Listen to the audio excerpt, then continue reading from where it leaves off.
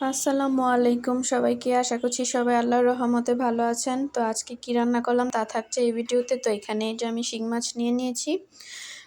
এখানে পেঁয়াজ আলু কেটে নিয়েছি, খুবই অল্প পরিমাণে আলু কেটে নিয়েছি। তো সবাই প্লিজ আমার পেজটাকে ফলো করে দিবেন, আশা করছি সবাই পাশেই থাকবেন। তো এই যে কড়াইয়ের মধ্যে মাছগুলো ভাজার জন্য তেল দিয়ে দিয়েছি আর একটু লবণ দিয়ে দিয়েছি যাতে কড়াইয়ের মধ্যে না লেগে যায় মাছগুলো। তো মাছগুলো এখন দিয়ে দিচ্ছি। আর যা গরম পড়েছে, আজকে দিনের বেলা কিন্তু রান্না করি নাই, এখন বিকেলবেলা। তো আমি বিকেলবেলায় রান্না করতেছি। আর শিং মাছ তো একটু ফুটে, আর শিং মাছ তেলে দেওয়ার পর ফুটে আমার মুখে, পুরো মুখে, চোখে মুখে পড়ে, চোখ মুখ লাল হয়ে গিয়েছে। তো এই যে মাছগুলো কিন্তু আমি ভাজা করে নিয়েছি, বেশি ভাজি নাই, তো উঠিয়ে নিয়েছি। আর শিং মাছ অনেক বেশি উঠে তেল পরে।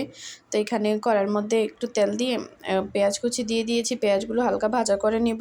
তো সবাই প্লিজ আমার পেজটাকে ফলো করে দিবেন, আশা করছি সবাই পাশে থাকবেন। আর আজকে দুপুরে কিন্তু রান্নাবান্না একদমই করি নাই, আগে যা ছিল ওইগুলো দিয়ে খেয়ে নিয়েছি। আর এখন রান্না করতে আসছি, যা গরম, তারপর আবার শরীর ভালো ছিল না, তাই ওই জন্য রান্নাবান্নাও করি নাই। তো এখন এখানে 2টা আলু নিয়েছি আর পেঁয়াজ তো দিয়ে এখানে আলুগুলো হালকা ভাজা করে নিব লবণ আর হলুদ দিয়ে। আর সবাই প্লিজ আমার পেজটাকে ফলো করে দিবেন। তো এটা রাতের জন্য রান্না করছি, শিং মাছ দিয়ে আলু দিয়ে মাছের ঝোল, পাতলা করে ঝোল দিয়ে রান্না করব, ঝোল বেশি দিয়ে রান্না করব আজকে। আর আজকে শুধু এই তরকারিটা রান্না করব, অন্য কিছু রান্না করব না। তো এখানে আলুগুলো কিন্তু ভাজা হয়ে গিয়েছে পেঁয়াজের সাথে খুব সুন্দর করে। তো এখন আমি এখানে মরিচের গুঁড়ো দিয়ে তারপর ঝোল দিয়ে দিয়েছি, আর পেঁয়াজটা হালকা লাল হয়ে গিয়েছে। তারপর তো এই যে এখন আলুটা একটু ঝোল দিয়ে সিদ্ধ করে নিব।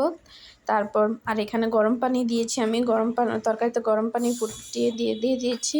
তো ঝোলটা একটু বেশি করে দিয়েছি, আলুটা সিদ্ধ হবে। আর এখানে এখন মাছগুলো দিয়ে দিব, মাছটাও ঝোলটা দিয়ে একটু সিদ্ধ হয়ে যাবে।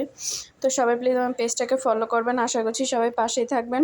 তো গরমে কার কী অবস্থা, আমার তো খুব খারাপ অবস্থা। আর ঈশ্বরও খুব খারাপ, গরম ঠান্ডা, এই গরমে ঘেমে ঘেমে ওর শরীর খারাপ হয়ে গিয়েছে, ঠান্ডা। তো এই যে আমার তরকারি কিন্তু প্রায় রান্না শেষ হয়ে গিয়েছে। আর এখানে ভাত বসিয়ে দিয়েছি আমি, এই যে ভাতগুলো হয়ে গিয়েছে প্রায়। তো সবাই ভালো থাকবেন, আল্লাহ হাফেজ।